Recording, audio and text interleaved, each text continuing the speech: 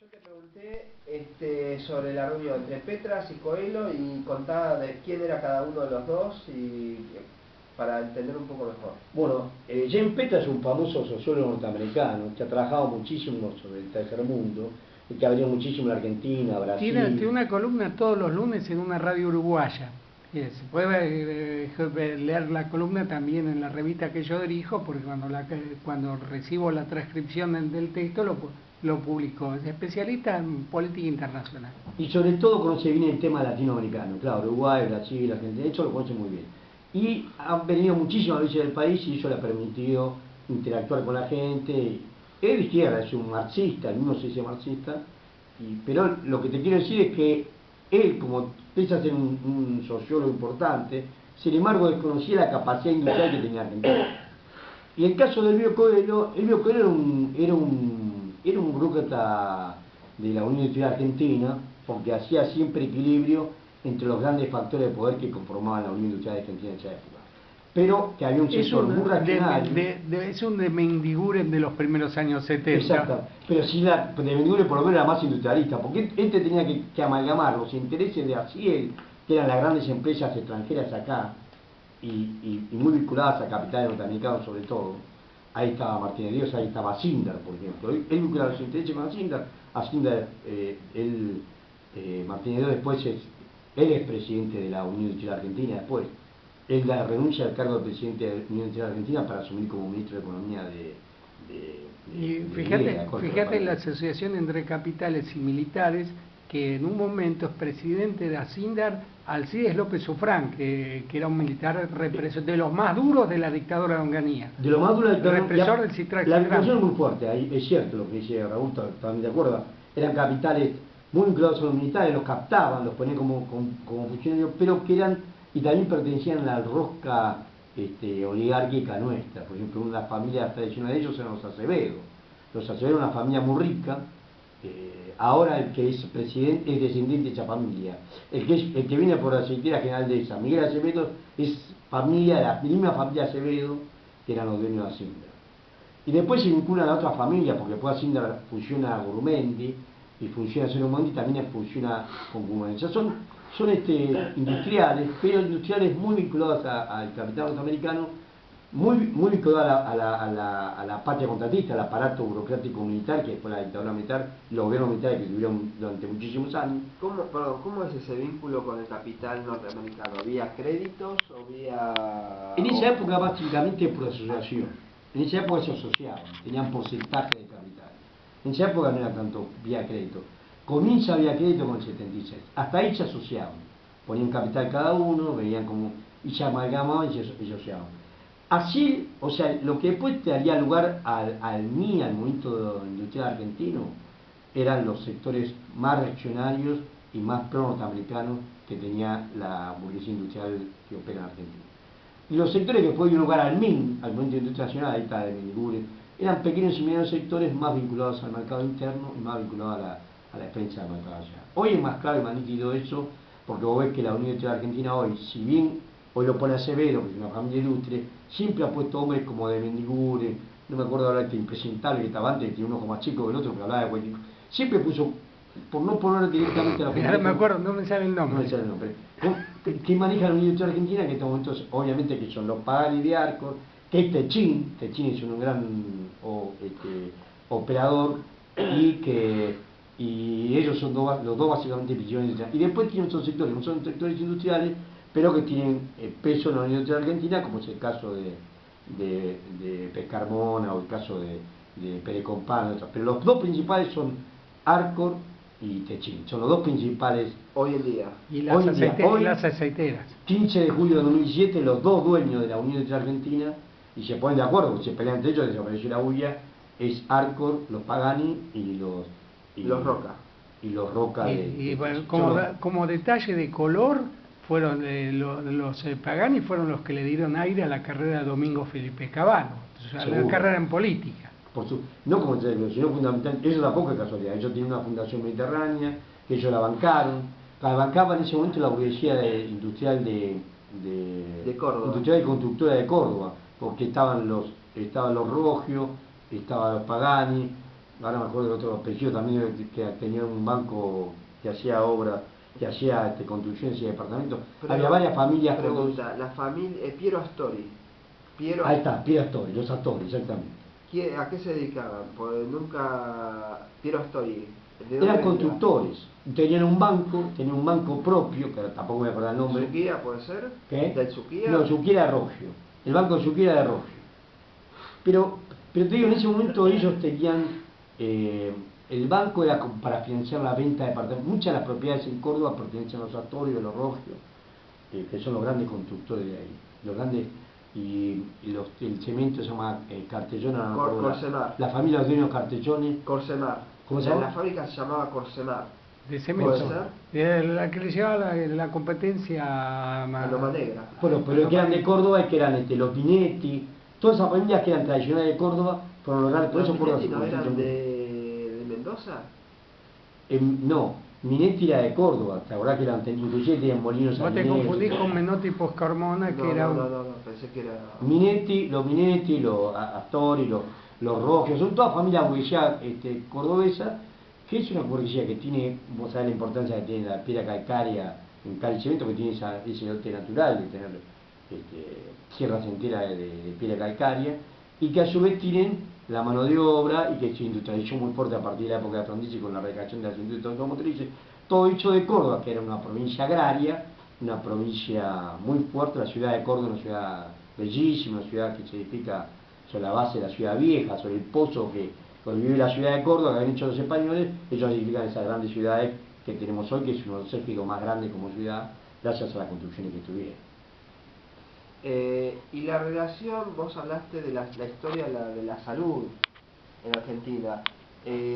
Empieza con el ministro de Ramón Carrillo, que trae la idea del Partido Laborista. Año 47, los soldados británicos volvían de la guerra, era el pueblo trabajador organizado y con armas, y el Partido Laborista creo que fue el Partido Laborista, lo saca Churchill. Cuando asume, socializan la salud, ellos el Estado confisca cada clínica privada, solamente se pueden dar medicamentos genéricos.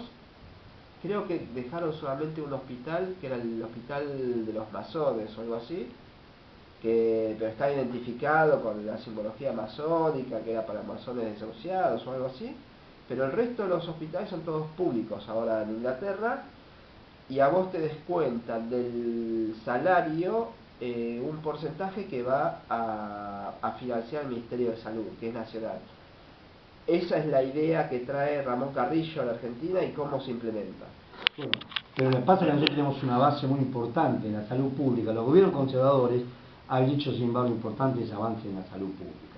Todo el mundo puede hablar en mi provincia yo puedo hablar del doctor Juan Veterán, pero acá se puede hablar del doctor Pinochetto. Hay muchos. Está ¿cómo se llama el que donó toda la esquina de la Facultad de Medicina? ¿Cómo ando la memoria? ¿Puede ser Jusey? ¿Cómo se llama? El que está en la esquina de Paraguay, en la esquina justo de Paraguay y Uriburu. Jusey.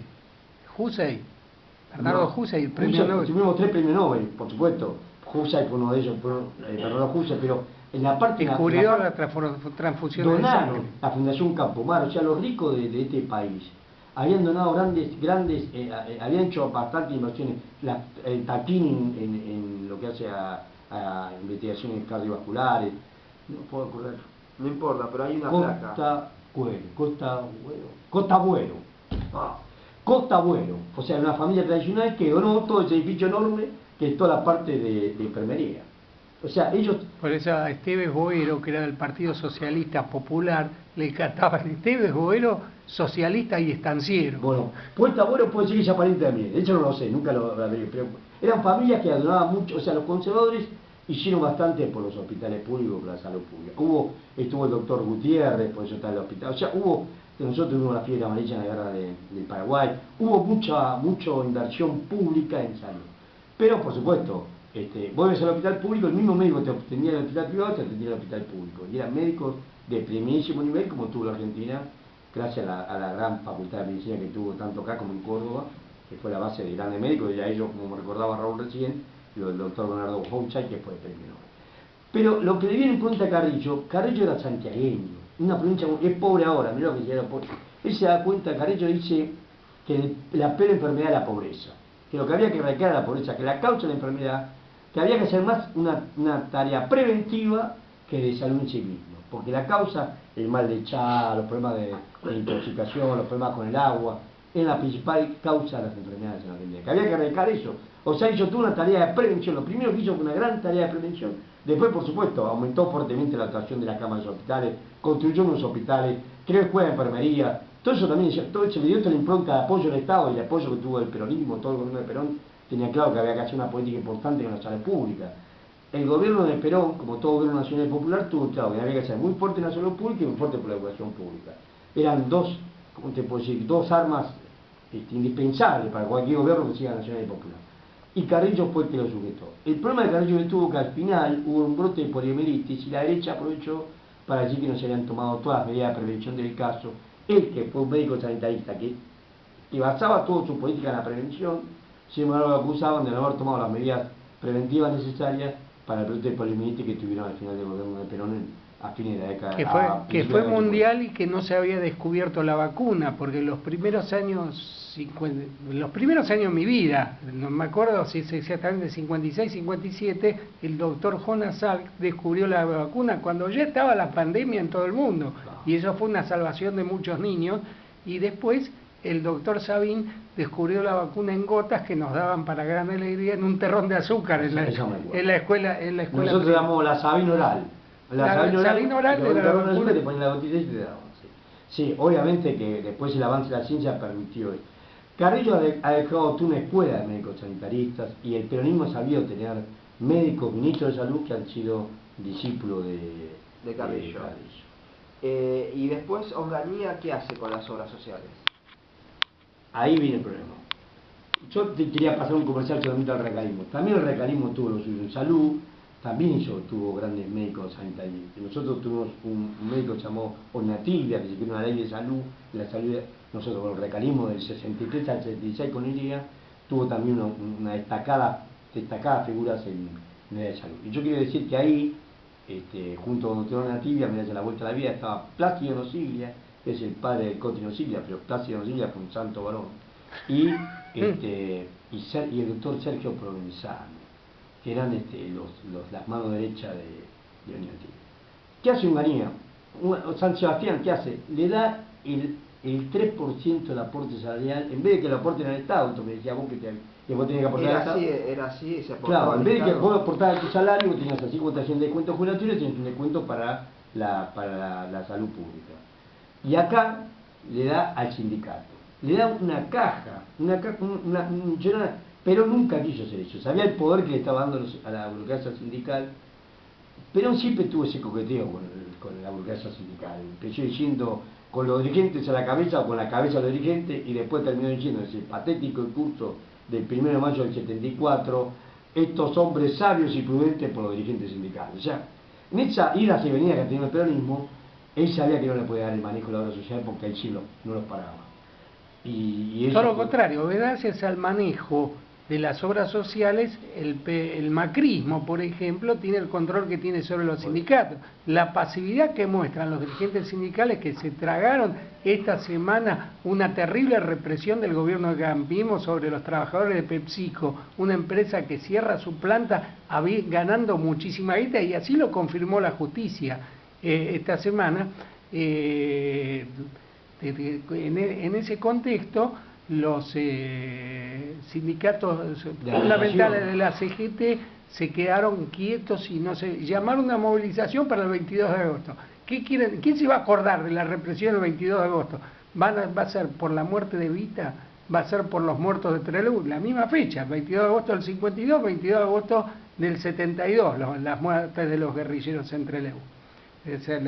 La ley de obras sociales permitió un manejo sobre los sindicatos que, es cierto, le da poder a los sindicatos, pero también hace a los sindicatos dependientes del Estado. Esa fue la jugada de San Sebastián, que los sindicalistas tendrían que depender que el gobierno no les cierre la Yo no sé si vive San Sebastián, pero si estuviera muerto, Macri tendría que ir a hacerle un homenaje al cementerio. Esa fue la jugada, esa fue el poder que le dieron el recurso que le dieron, el manejo, por eso vos tenés empresarios ricos, tenés la caterva esta de dirigentes, están 20, 30 años en el sindicato y nunca los echan porque ellos tienen plata, no hay ninguno que pueda ponerse a la campaña de ellos, y aparte porque ellos manejando así con la gente, todo sindicato tiene un poder muy fuerte con sus afiliados, porque te paga que vos naciste, te paga el kit escolar, cuando vos te casás, cuando tenés una enfermedad, cuando vos te morís, cuando tenés un hijo enfermo, siempre está el sindicato detrás dándote la cuota. La obra social. Entonces vos dependés no dependés de la salud pública, vos dependés de que vas a tener que ir al sindicato, que te va a dar una voz. Vos tenés una enfermedad, tenés que ir al sindicato, que sea el hospital, el sindicato que estés. Por supuesto, hay casos flagrantes, no está corroborada la plata que ellos gastan con la plata. Muy lejos de eso, de estar corroborada, muy lejos, no está ni siquiera controlada ni evaluada. Pero,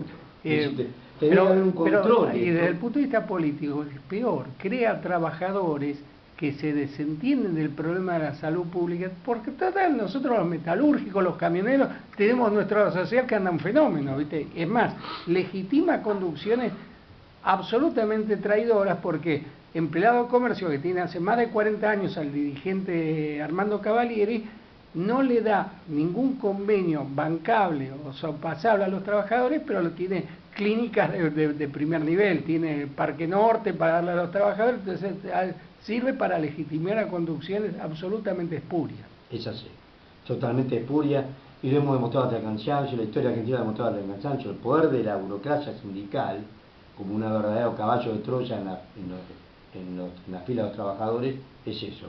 Nunca los trabajadores tienen ningún tipo de apoyo, ni laboral, ni legal, ni de ningún tipo de la burocracia sindical que te deja solo y a los gritos peleando contra la policía o contra la gendarmería. Pregunta, ¿no? La salud privada de Argentina, ¿cómo era antes de Perón, durante el peronismo y después? ¿Las prepagas de dónde vienen? Te quiero decir, las prepagas se pasa un invento de ahora, un invento Martínez Dios pone toda esa idea de la prepaga, vos podés tener medicina privada. Antes vos tenías la medicina pública, los ricos tenían sus propios sanatorios, había un sector muy rico de la sociedad que tuvo sus hospitales, pero fue importante, yo me animaría a decirte que hasta el 76 fue muy importante la salud pública, los médicos eran bien pagados, mi papá era médico, y a nosotros nunca nos faltó nada, mi viejo como recibiendo pacientes, les cobraba a unos sí, a otros no era el ingreso mensual, por lo menos para mi mamá, el ingreso mensual era lo que cobraba a la mañana cuando iba al hospital. Entonces, que era el hospital Padilla allá en Tucumán. Entonces, y vivíamos, nunca nos faltó nada, todos pudimos estudiar, no andaban a estudiar acá, o sea que tenía un buen pasar, un médico tiene un buen pasar. Yo creo que no tengo una posición social, no solo una posición social, sino un prestigio simbólico como profesional independiente enorme. Y aparte como un tipo te salvaba la vida, mi viejo le agradecían siempre en el barrio, en todos lados lo veían el doctor, porque el tipo, y a nosotros nos perdaba muchas cosas porque éramos hijos de mi viejo, o sea, rompíamos algo, pero somos hijos, claro, porque el tipo, mi viejo le llamaba a 3, 4 de la mañana e iba, no había ambulancia, después sí sienta a sistematizar de otra manera, pero en ese momento mi hijo tenía que agarrar el pie a Pilchín, o si yo tenía que ir caminando, pero tenía que ir él, pues si tenía que cruzar un lugar que no podía, iba con carro, o sea, se tenía que rebuscar para llegar, y el médico llegaba. Y te asistías, y aparte todos tenían un médico de familia, decía, era el médico que vos sabías que lo podías llamar, qué tipo iba a ir. Y mi viejo cumplió esa función como cumplieron otros médicos. El prestigio social, no era tanto lo monetario, pero el prestigio social era muy fuerte. Hoy el médico es un empleado municipal más, y le pagan 2 pesos como un empleado municipal más. Lo sé porque tengo amigos médicos, y los tipos están muy mal pagos. O sea, tienen que hacer otras cosas, hacer 10.000 guardias, hacer guardias, irte acá, estar hasta González Catán, para poder tener guardias, para poder llegar a dar un nivel de vida a la mujer y a los hijos que mi viejo no se desgastaba así. Tenían otros problemas, como el problema de no haber los medicamentos que hay ahora, el avance de la ciencia que hay ahora, todo eso seguro. Se le morían pacientes, cosas que ellos podían salvarlo, sobre todo en una provincia pobre como la mía. Seguro que todo eso le pasaba, pero tenían un nivel de ingreso propio y un nivel de prestigio, como dice acá Raúl, que no se condice con lo que está pasando ahora. Vamos a un tema musical, y ¿te parece si ya arrancamos con la pelea de Balbín Alfonsín, y después vamos a la primera a la presidencia de Alfonsín, a la primera es cierto, no breve toque por la presidencia de Perón y de Martínez de Oz. No podemos comernos, terminamos salvando un programa de historia económica argentina, entonces no podemos soslayar la época de Martínez de Oz y cómo fue el discurrir del proyecto económico de Perón. No